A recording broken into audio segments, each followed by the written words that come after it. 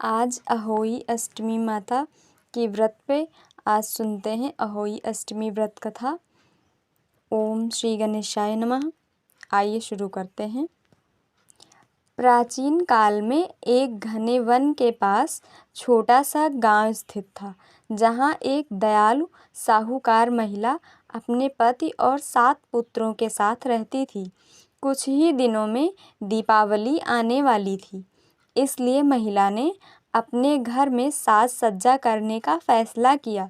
घर को लीपने के लिए मिट्टी की ज़रूरत पड़ी, जिसके लिए महिला खुद वन में गई।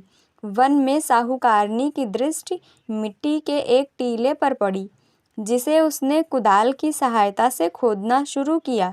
जैसे ही साहूकारनी ने मिट्टी को खोदा तो उससे खून आने लगा।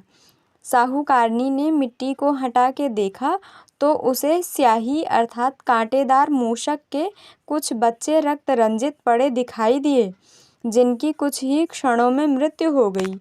इससे महिला घबरा गई और मिट्टी लिए बिना ही घर लौट आई। साहूकारनी उन बच्चों की मृत्यु के लिए खुद को दोषी मान रही थी।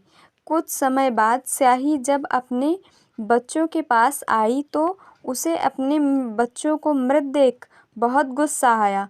क्रोध में स्याही ने श्राप दिया कि जिसने भी मेरे बच्चों की हत्या की है, उसे भी मेरे समान घोर कष्ट एवं संतान के वियोग का सामना करना पड़ेगा।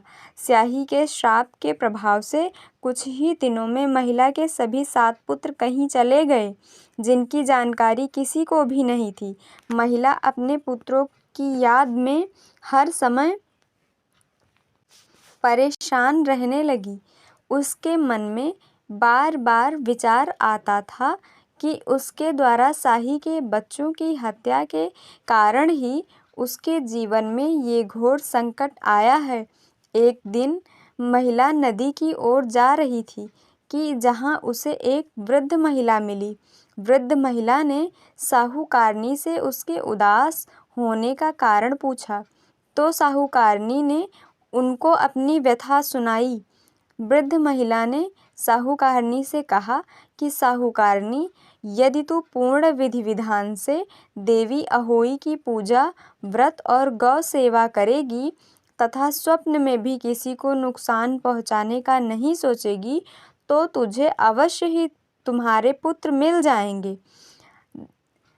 दरअसल देवी अहोई देवी पार्वती का ही एक अवतार स्वरूप हैं, जिन्हें समस्त जीवित प्राणियों की संतानों की रक्षक माना जाता है।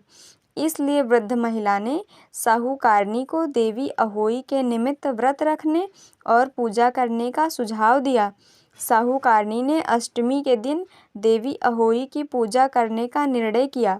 जब अष्टमी का दिन आया तो साहूकारनी ने अहोई माता की पूजा की और निर्जला व्रत रखा।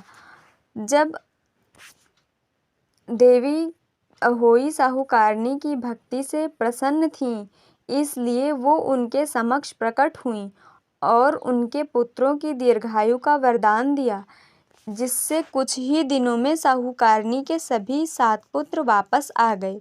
इसके बाद से ही अहोई अष्टमी व्रत रखने की परंपरा है। बोलिए माता अहोई की जय।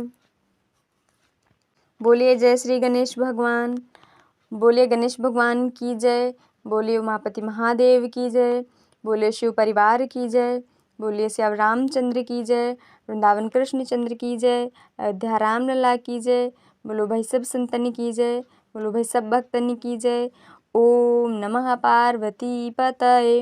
हर हर महादेव। जय जय श्री राधे। जय जय श्री राधे।